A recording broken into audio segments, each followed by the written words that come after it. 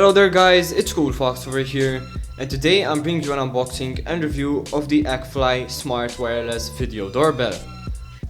So starting off with the unboxing, you can see that this is a very plain box. And opening it up and taking out the foam, you will find a little sticky pad to hook up to the wall, a thank you card, a manual, the doorbell itself, a wireless receiver so you can hear the doorbell ring, some screws to hook it up to the wall, and a pair of batteries. If you open up the thank you card, you will see that they will give you a free gift if you review their item. Now I am not sure if they require a 5-star review, but obviously review it and be unbiased in your review. Since they are giving you a gift, don't be inclined to give them 5 stars if it's not worth the 5 stars. You also have the manual, which inside you will find all the instructions and the features that this doorbell has, and this is worth a look, as I did not know how to set it up, and after reading this I knew exactly what to do, as it is labeled and instructioned very well. Then you have the sticky pad to stick it to the wall, or if you want you can also use the screws provided to make a more secure fit on your wall.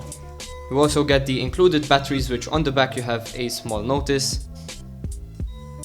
And opening them up, you will see that these are the 18650 type batteries, which are rechargeable and are obviously a lot bigger than the normal batteries.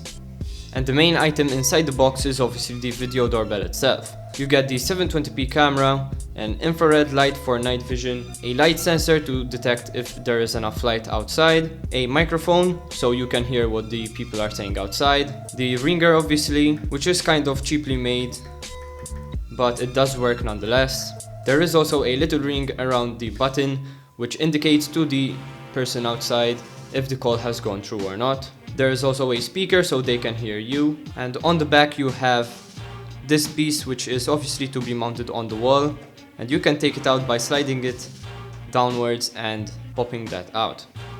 This here is a little sensor, so if it does get detached from the video doorbell itself, you will get notified on your phone. So this is from where you charge the batteries, which it does take a while to charge them, obviously given the capacity, but they do last a very long time. There is also a little reset button here on the left side, and then popping this off you can see a little open sign here is where you put the batteries in. Now these will obviously stay in here even when charging, since it charges from the outside of the doorbell itself. Apart from that, the other sides are all blank, and this is obviously to be expected as the main stuff and main features are found on the front. You also have a motion detector on the top, which is very useful, but sometimes can be triggered by mistake. Obviously if people are just walking in front of your house, they might be picked up. This can be turned off in the application itself, and the sensitivity can be changed from low to medium or high depending on how many people go in front of your house and how close they are to the video doorbell itself. To set the doorbell up, what you will need is obviously the doorbell itself, the batteries and your phone, but the phone will come in at a later stage. So firstly take off the back plate by popping it off. Then open up the battery compartment and insert the 2 batteries. A little LED will show up even though it is from the back side. Put back in the compartment and turn it around. You will see that there will be a red indicator light on the ring itself, and this is to indicate that the back plate is not in place. So to fix that, all you need to do is put in the back plate and slide it upwards, and as you can see it will turn off automatically. And as you can see, the notification light did turn off. So to connect the video doorbell to your phone, all you need to do is go on the Play Store and download ES.CE Cam. Now this does not have the best reviews as you can see, but it does work pretty well with my phone. After that, all you need to do is open up the application, give it permission to access those, allow it for notifications as well, as you will need this obviously when the doorbell is rung. So the notifications are allowed by default, so you do not need to do anything. And then go into the application, add the device, set up device, and if you cannot hear anything from the doorbell itself saying that it is now ready to begin pairing, press on no, and it has the instructions given. So for this, all you need to do is take out the back cover, wake it up as it is right now, hold down the reset button for 3 seconds. The camera is now ready to begin pairing. Now go back and press on yes, and connect to the Wi-Fi that is closest to your doorbell And obviously, if you're going to be installing this on the outside of your house, be sure that there is a stable Wi-Fi connection, as video does take a bit of bandwidth, and if the connection is not that good, the video will probably be very choppy. After putting in the password, all you need to do is press on next, and it will do this horrible noise, so all you need to do is mute down your phone, and once the pairing information is received, the video doorbell will prompt you that it has received that, and there will be a violet light. Now, as you can see, it did add the device successfully, and you can change the name if you want to front door or wherever you're going to put this in. Give it a password, confirm the password, and select the location. So obviously, if you're not in a Chinese country, press on non-Chinese mainland. Now, this probably has to do with China's regulation. So obviously, if you're not residing in China, press on non-Chinese mainland. Obviously, this is to allow the notifications to go through, and press on OK. And it already has the permissions granted. And now here you will get the live video feed, and if you press on it, you will see what the doorbell is seeing. Considering that the camera is 720p, it is actually of pretty good quality. Here you can also see that it is very wide angle, and this is needed obviously to see all that is going on in front of your house. If I turn up my phone volume, you will hear what the camera is hearing.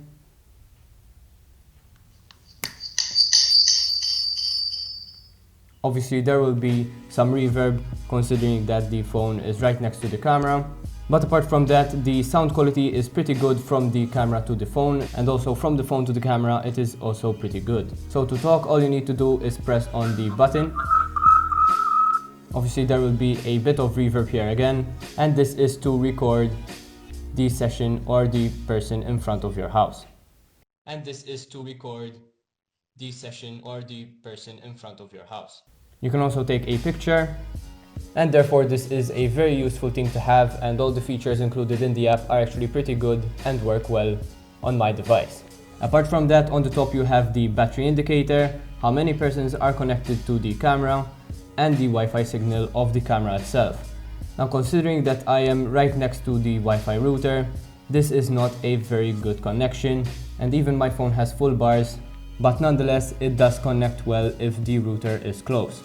As you can see, it is jumping around from 2 to 3 bars and even sometimes 1, which probably has to do with the software indicator not indicating the correct signal strength.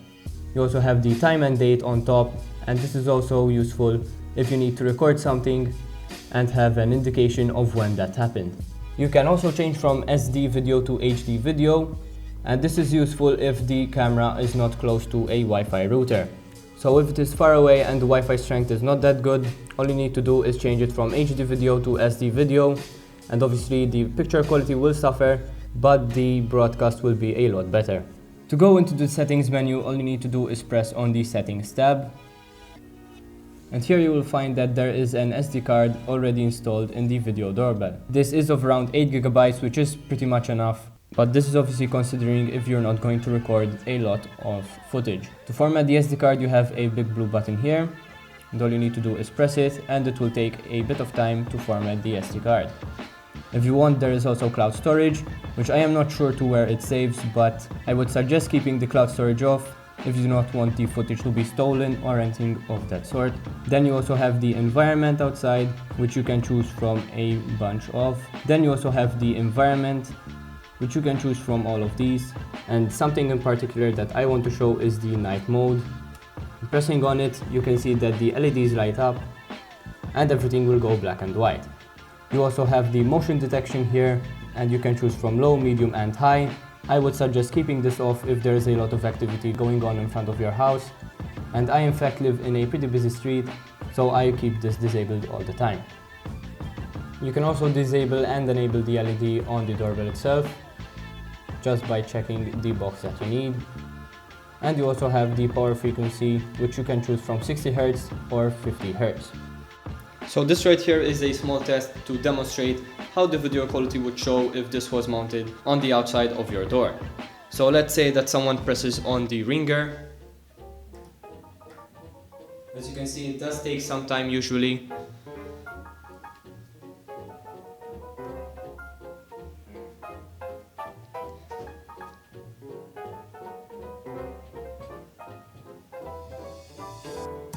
So this is one of the drawbacks of the doorbell itself, and as you can see, it did not ring on the doorbell or either on my phone. Trying that out again, it seems like it's going to do the same thing.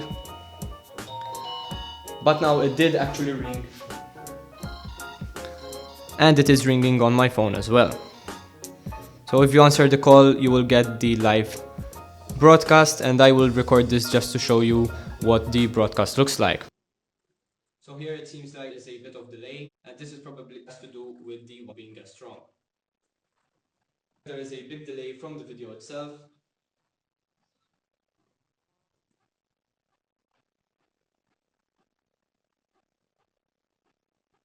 And this is set on SD quality, but it is still lagging a lot. If you have motion detection on and put it on high, it does not always work, which is pretty bad considering the price of the video doorbell itself. So after a while of it being set up, it seems like the doorbell is working just fine. And here you can tell on my phone that when I press the button, the call will go through almost immediately.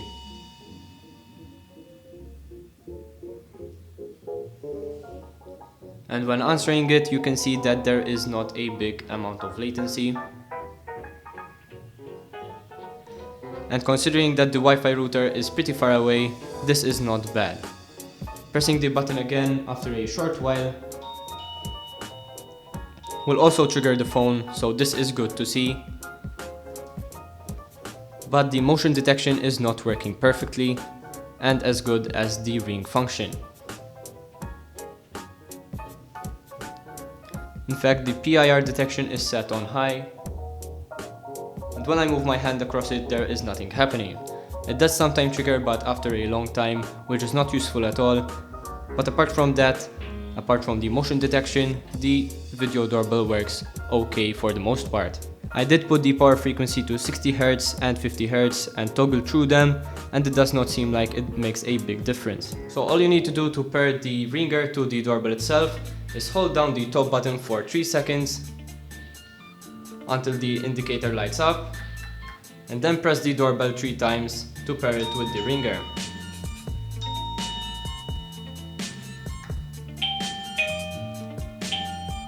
So as you can see, the ringer is now ringing, and also the doorbell is ringing as well. So on the ringer itself, you can change the chime from the 2 buttons on the side.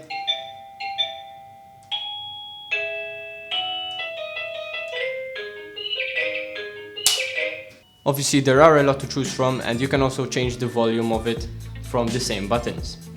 Considering the distance from here to the front door, the doorbell does also work in ringing this one from the front door. So sometimes it works and sometimes it doesn't, but considering the distance from here to the front door, when it works it is great, but when it doesn't, it will obviously not notify you apart from the phone itself, which is not good. So trying it out again from the front door to here, we will see if it will work. And in fact, this time it did work. I was very impressed with this doorbell when it worked well, but when it didn't, it was outright bad. So this is something that you need to keep in mind. Something else you need to keep in mind is that after the first 10 or 20 minutes that this was set up, the ring function did work every time, and it did call my phone every time. I do not know what happened in those first 10 to 20 minutes, but it did resolve itself after those initial minutes. Also, something to keep in mind is that the video was pretty good, even though it was very far away from the Wi-Fi router, which is also great to see. It did not have much latency, and also when I talked into my phone to the doorbell, it did not have any latency apart from maybe a 1 second delay, which is to be expected considering that this was very far away from the router. The motion detection did sometimes work, but mostly it did not, so I am not sure what is going on with that. It might be my unit, but I am pretty sure it can be found on others as well. And also the external ringer did work pretty well sometimes, but then some other times it just cut off completely and did not work at all. But considering the distance it was working at, that is not a big problem. If you set up the ringer just next to the doorbell itself, it will work perfectly fine all the time. So I hope you enjoyed this video, guys. If you did, please leave a like and subscribe for more content. If you are thinking of buying this or want to have a look at it on Amazon itself, press on the link down below, as it would help me out since I am an Amazon affiliate. This was CoolFox, and I'm out. Peace.